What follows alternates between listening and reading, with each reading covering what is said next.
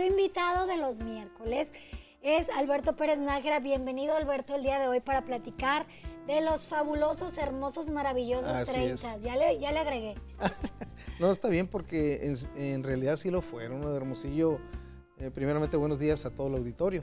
Hermosillo era una ciudad tranquila, se vivía a gusto, estaba todo lo que da también el cine, el teatro. ¿Ya había cine? Sí, claro, ya había cine desde hace mucho tiempo.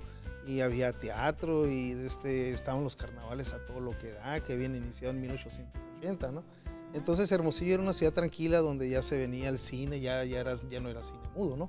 Vamos a empezar el tema, ¿no? Como siempre yo voy a empezar diciendo que todas las fotos tienen una historia digna de contar y ahora les voy a platicar de algunos eslabones perdidos de la desnaranjada ciudad de Hermosillo y voy a mostrar 11 fotografías antiguas. Así que los invito a abrocharse los cinturones de seguridad y viajar al pasado para entender el futuro. Ahí vemos una panorámica de los años 30 y si te fijas bien, Elvira, ya se ve el Parque Madero con un lago, ¿no? Ahí es donde está la Capilla del Carmen. Sí, exactamente. Pues en esos años, en septiembre de 1930, pues Hermosillo contaba con 19.959 habitantes. Dejaba la presidencia municipal Ramón Rodríguez para sentarse en la silla don Antonio López. Gobernaba en el estado el general Fausto Topete Almada y estaba como presidente de la República Pascual Ortiz Rubio. En esos tiempos Hermosillo estaba ligado al norte con Estados Unidos y al sur con Guadalajara por el ferrocarril también, además por Nogales y el centro y sur del país por vía aérea. Y pues como todas las historias, esto comienza así. En el año de 1930 había vuelto a merecer el nombre de la ciudad de los naranjos, ya que se exportaba cerca de 200 furgones de este sabroso cítrico aquí en la ciudad de Hermosillo y empezaban a despuntar como cultivos la uva, el trigo y el algodón. Ahora, los límites de la ciudad en aquellos tiempos, Elvira, pues las orillas de la capital quedaban al norte de la ciudad. Ahí ese es el sitio Nájera, de don Ángel Nájera Elías. ¿Es suyo? Es mi abuelo, ¿no? ¿Sí es su abuelo? Sí, porque en ese tiempo eran los cines, el Chateau Bernal también, los sitios que más trabajo tenían, ¿no? Y te decía que en aquellos tiempos la ciudad colindaba, al norte terminaba con la recién construida calle Veracruz y antes lo era la calle Nuevo León. Al sur estaba el risueño poblado de Villa Ceris, que fue anexado como un barrio más a Hermosillo, y un 26 de noviembre de 1930, desde entonces fue el límite de la ciudad. Ahí vemos el aeropuerto, ¿no? Qué padre por que el los oriente. Límites eran ahorita prácticamente el centro. Exactamente, y ya por el oriente, Elvira, estaba el ranchito y el antiguo poblado de la Iglesia Vieja, y al oeste estaba el Hospital General, que ahorita vimos una foto, que había sido construido en 1948 y que antes había sido el Molino del Vapor. Seguimos con las fotos de lo que viene siendo el aeropuerto, ¿no? Y ya para la calle Matamoros, pues se extendía hasta el Panteón Viejo, hasta el campo de aterrizaje del general Joaquín Amaro, hasta el año de 1964. Y sus barrios eran La Cuetera, La Plaza, El Cerro, Las Pilas, La Matanza, la Capilla del Carmen, el Mariachi, el Coloso, el Ranchito, el Pueblo Nuevo, el Retiro y el Peloncito. Y los edificios todavía conservaban su cara arquitectónica y su estilo original. Y pues aquí estamos viendo, como te digo, el primer aeropuerto de Hermosillo que se encontraba en 1930 dentro del rancho La Guapalaina, que era de la familia Gil Samaniego. Precisamente el aeropuerto se encontraba donde hoy se encuentra el Hospital Ignacio Chávez, que es en la calle Juárez y Aguascalientes, que es del Istezón, ¿no? Es en la colonia Modelo, ahí vemos lo que viene siendo el parque con su lago, ¿no? Entonces, en 1930 ya eran famosos los carnavales y las peleas de box de Tony Mar, y el Parque Madero contaba con un lago donde la gente de mi tierra se paseaba en lanchitas.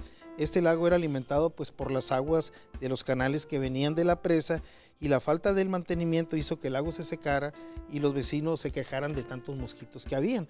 Esta es una foto muy bonita, es del Parque Madero, que aún conservaba los 3 arcos, ¿no? Y también estaba la casa de Jesús García un poquito más para acá, y en el año de 1930 pues fueron derribadas estas construcciones pues para construir lo que viene siendo el monumento a Jesús García Corona.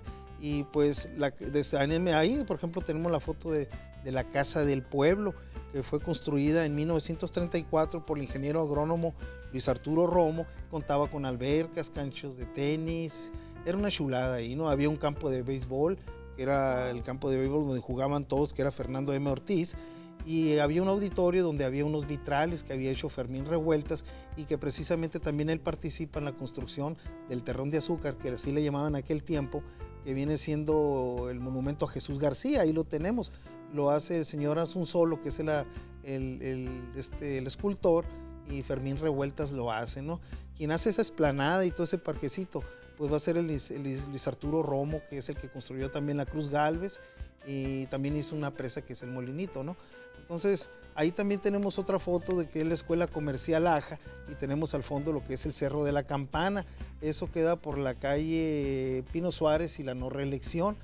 Era del señor Aja, ¿no? Una escuela particular muy famosa, que también estaban los Orias en aquellos tiempos, en los años 30, y también estaba el Colegio de Sonora, y estaba la Escuela Federal número 3, la Escuela número 3, que es donde está ahorita actualmente, estaba Salubridad, y ahora es una prestigiada empresa de comunicación, que empieza con T, ¿no?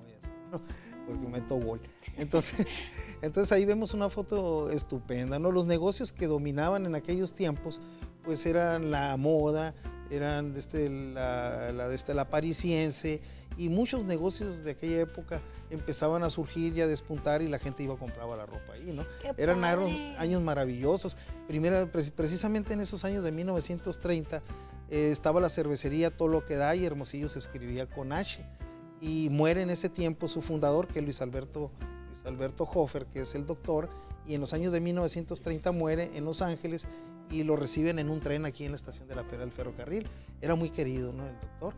Y sigue todavía está la Casa Hofer aquí, ¿no? La Casa Hofer ahí está, la hizo el señor Díaz, que también había colaborado para construir la catedral, y la construye en 1904, más o menos, por ahí así, que es una casa preciosa, ¿no? Bien bonita, ¿no?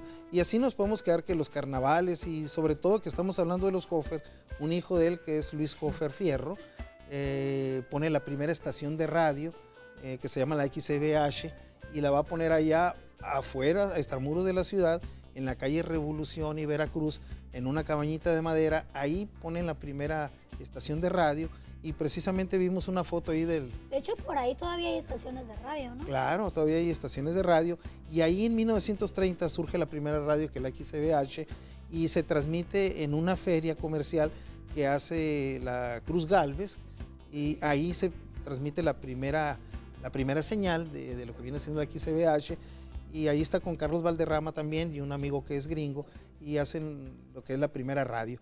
Y la primera sinfónica, vamos a decir, o no, sinfonola, o rocola, vamos a decir, de aquellos tiempos, se escucha atrás de Catedral, que viene siendo la calle Urrea y Bravo. Ahí se va a escuchar los primeros discos, los primeros acetatos, que es un escándalo ahí en la ciudad, lo ponen a todo volumen, y desde ahí dicen los músicos que a partir de ese momento ellos empiezan a quedar con menos chamba, ¿no? Porque empiezan a llegar los famosos negritos, los acetatos, ¿no? Que es en 1930. Sí, qué manera de revolucionar en aquel entonces, ¿no? Claro. El mundo de la música. Así y es. Como dice, bien que empezaron a quedarse sin chamba muchos músicos de los 30 acá. Por lo que escuché, hemos quintuplicado, porque de 20,000 más o menos que había, ahorita estamos dándole, no es cierto, no, lo que pasa, al millón, sí, ahorita estamos rascándole al millón de habitantes. Al millón, o sea, exactamente, si es que ya los tenemos o los pasamos, ¿no? No, pues era un montón, aquellos eran 19,000, imagina. Entonces es un montón, mucha diferencia. Hermosillo creció bastante, ¿no? Y ha crecido con progreso, afortunadamente.